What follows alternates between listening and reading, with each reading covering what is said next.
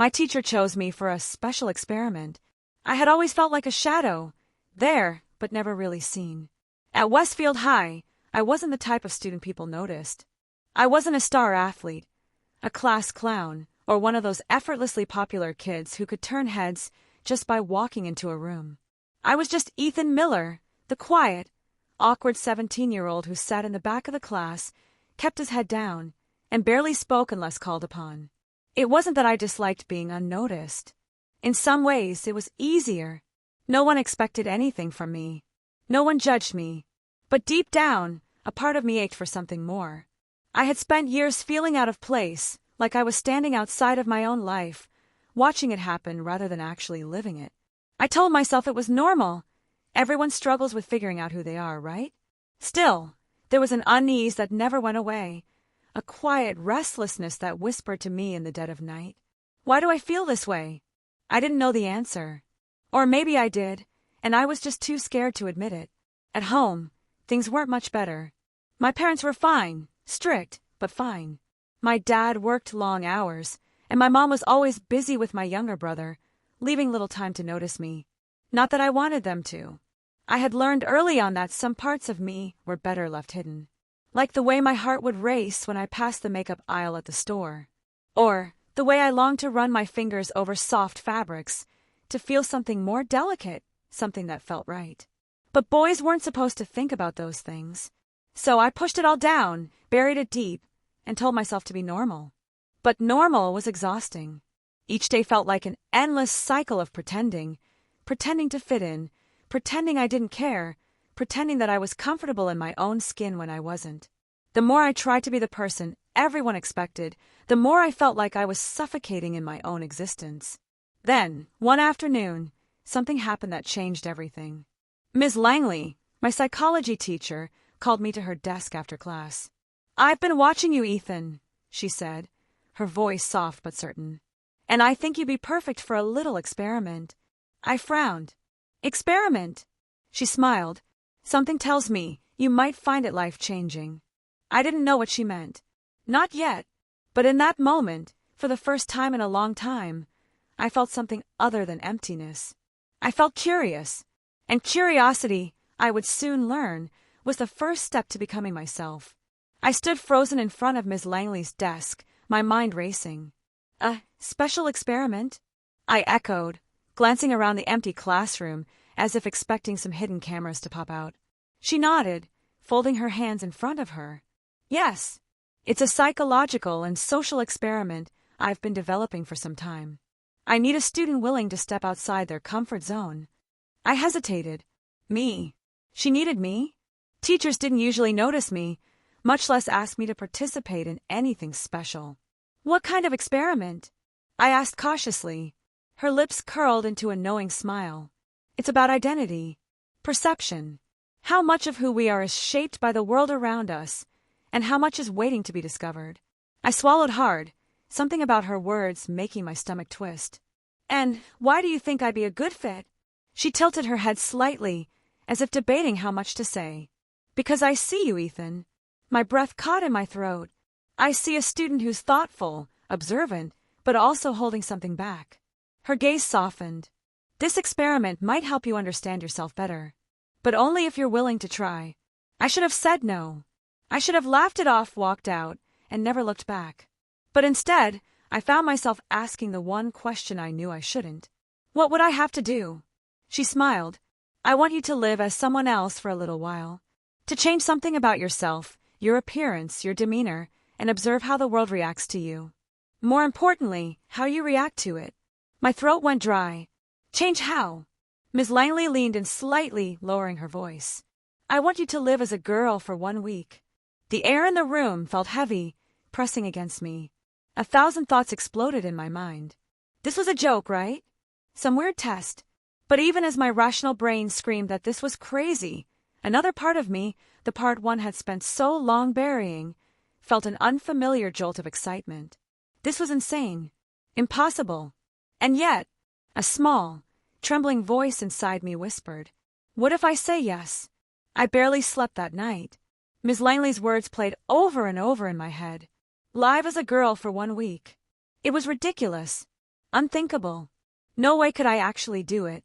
And yet, the idea clung to me like a secret I had no business keeping. The next day at school, I avoided Miss Langley's gaze, hoping she would drop the whole thing. But as the final bell rang, she caught me lingering at my locker. "Walk with me, Ethan." I hesitated, then nodded, falling into step beside her. We stopped at an empty corner of the hallway, away from curious eyes. "Have you thought about my offer?" she asked gently. I let out a dry laugh. "Yeah, and I still don't get why you picked me." She studied me for a moment. "Because you have questions, Ethan. About yourself. About the world. You might not say them out loud, but they're there." I swallowed hard. She wasn't wrong. She pulled a small bag from her satchel and handed it to me. "If you're willing to try, start small." I looked inside and nearly stopped breathing. Lip gloss. A compact mirror. A pair of earrings. Clip-ons, not pierced. I shoved the bag deep into my hoodie pocket before anyone could see. "I don't know if I can do this." Ms. Langley smiled knowingly. "Just take one step at a time." That night, alone in my room, I dumped the contents of the bag onto my bed, staring at them as if they might catch fire. My hands trembled as I picked up the tube of lip gloss. It was a soft pink shade, not too bold, not too obvious. Just one step. I unscrewed the cap, hesitated, then slowly swiped it across my lips. It was subtle, but different. My lips caught the light when I turned my head, the faint shimmer making my heart race. I touched them experimentally. Soft. For some reason, my chest tightened. The next morning, I told myself I wouldn't wear it to school. That would be stupid. But at the last second, right before I walked out the door, I ran a quick swipe over my lips. No one noticed. At least, I thought no one did. At lunch, I was picking at my food when Mia Thompson, one of the most outgoing girls in our class, plopped down next to me. "Hey," she said, nudging my arm. "New lip gloss." My whole body went rigid. I scrambled for an excuse, but she just grinned. "Looks nice on you." I stared at her. "You don't think it's weird?" She shrugged. "Nah. I think guys should wear whatever they want. You pull it off." Warmth spread through me. Relief, maybe even something like pride. That night, I tried the earrings. They were small, silver hoops, nothing flashy. I clipped them on and turned to the mirror. I didn't recognize myself. Not in a bad way. Just different. A flicker of something stirred inside me. Curiosity. Possibility. Was this really so crazy? The next day, Ms. Langley pulled me aside after class. "How did it feel?" I hesitated, then met her gaze. Like I wasn't pretending for once. Her smile was knowing. "Good. Let's keep going." And just like that, the experiment was no longer just an experiment. It was the beginning of something much bigger. The first few days felt like I was walking on a tightrope, constantly teetering between excitement and fear. At home, I kept my experiment hidden, slipping into my room before anyone could notice the subtle changes: clear lip gloss, neatly shaped brows, the faint scent of floral lotion on my skin. At school, I was careful, only making small tweaks to my look. A softer hoodie, looser jeans, my clip-on earrings tucked beneath my shaggy hair. Most people didn't notice, but some did. "Dude, why are you wearing earrings?"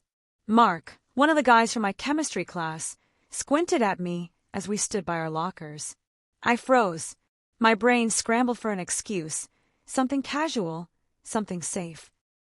My cousin got them for me. Just trying them out." Mark made a face, then shrugged. "Weird, but whatever." I let out a breath when he walked away. That was close, but not everyone was as indifferent. On Wednesday, I was sitting in English class when I heard the whisper behind me. "Freak." It was low, barely audible, but it hit like a slap.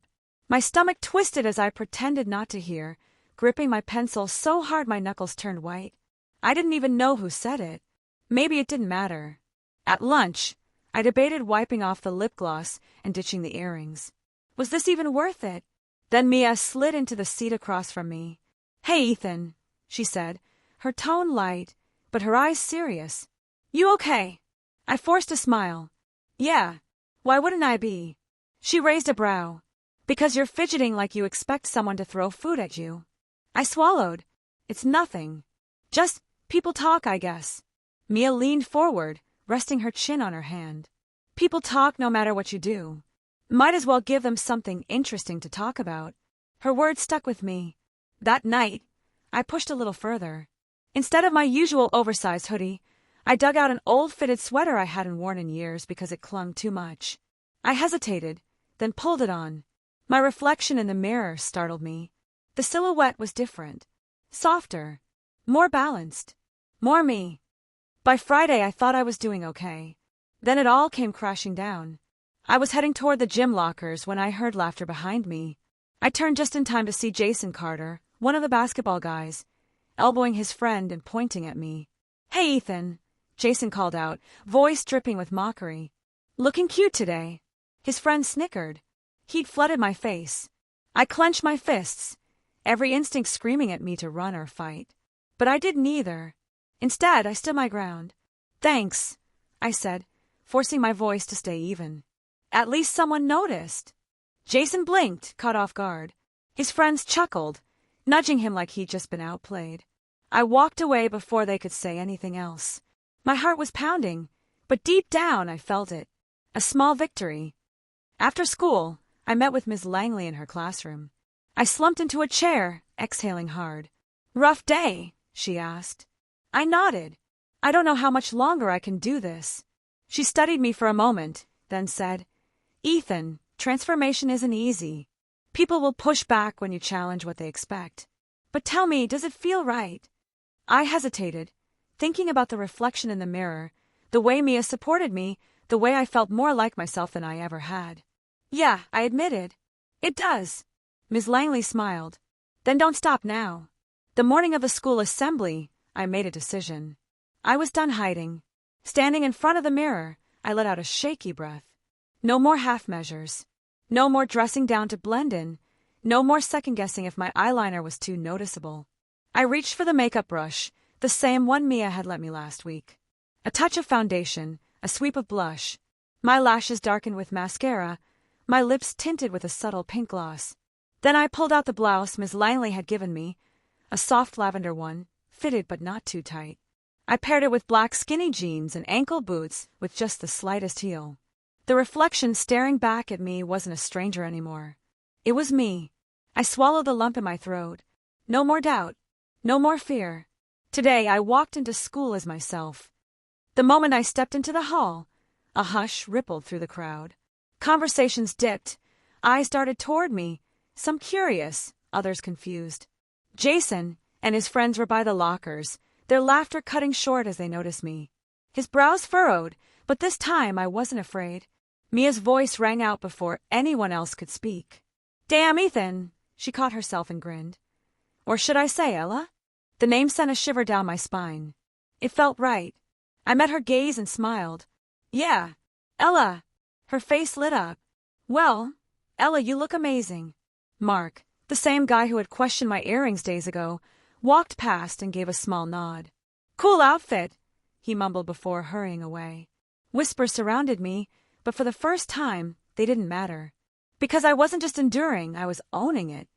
Ms. Langley found me just before the assembly started. She studied me, pride shining in her eyes. "You did it," she said softly. I exhaled, my shoulders relaxing. "Yeah, I did." She placed a reassuring hand on my shoulder. "No matter what happens, remember this moment. You chose to be yourself, and that's something no one can take away from you." I nodded, my chest light, my heart full. As I stepped onto the stage with the other students, under the bright lights and countless eyes watching, I stood tall. For the first time in my life, I was seen. The assembly hall buzzed with murmurs as the principal finished his speech. My palms were sweaty, my heart hammering against my ribs.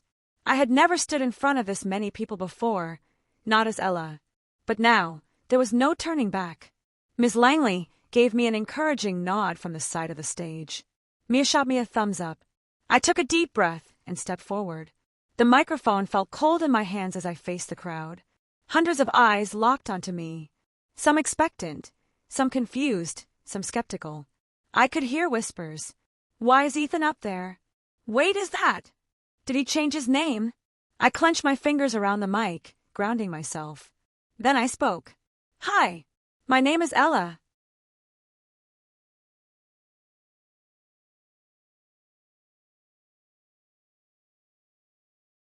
A ripple of silence spread through the room. My voice trembled at first, but I pressed on. I know some of you might be confused. A few weeks ago, I would have been too. But this, I gestured to myself, to the clothes, the name, the confidence that was growing with every breath I took. This is who I am. My voice grew steadier. For a long time, I tried to be someone I wasn't. I thought that was the only way to fit in, to be safe, to be liked. But I was wrong. Hiding doesn't make you safe. It just makes you invisible. I scanned the crowd, seeing familiar faces. Jason, arms crossed, his jaw tight. Mark, shifting in his seat, looking unsure. Then Mia, beaming at me. I swallowed hard. This was the moment. I don't expect everyone to understand right away. But I hope, at the very least, you'll respect my choice to be myself. Because for the first time in my life, I actually feel like me. A long beat of silence. Then, applause. It started small. A few claps from Mia, then Miss Langley, then Mark. Then it grew. More hands joined in, more voices cheering. The noise swelled, a wave of support crashing over me. My throat tightened, my chest warm with relief and disbelief. I had done it. I had stood up, and instead of being torn down, I was lifted. Among the clapping, I caught Jason's gaze. He didn't clap, didn't cheer, but he wasn't sneering either. He just looked thoughtful. Maybe that was enough. I stepped back from the mic, my heart racing, my breath shaky, but I had never felt stronger. The morning after the assembly, I walked through the school hallways as Ella, fully and completely. No more ducking my head. No more waiting for someone to call me by the wrong name. There were still stares, some curious, some judgmental, but they didn't bother me as much anymore. For every awkward glance, there was a kind smile. For every whisper, there was someone who greeted me by my real name. Mia walked beside me, chatting about weekend plans. "We should go shopping," she said. "You need to try on, 1,000 different outfits and find your ultimate style." I laughed. "That sounds kinda amazing." Ms. Langley caught me outside the classroom. "Ella," she said, her voice warm, filled with something like pride. "That was brave." I smiled. "Thank you for everything." At lunch, Mark slid into the seat across from me. "So, about yesterday," he started, rubbing the back of his neck. "That took guts." I raised an eyebrow. "Yeah." He gave a small, lopsided grin. "Yeah.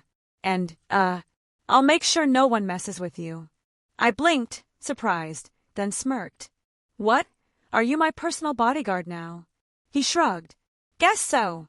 Not everything was perfect. Jason barely spoke to me. Some people still whispered. But for the first time, I wasn't scared of what they thought.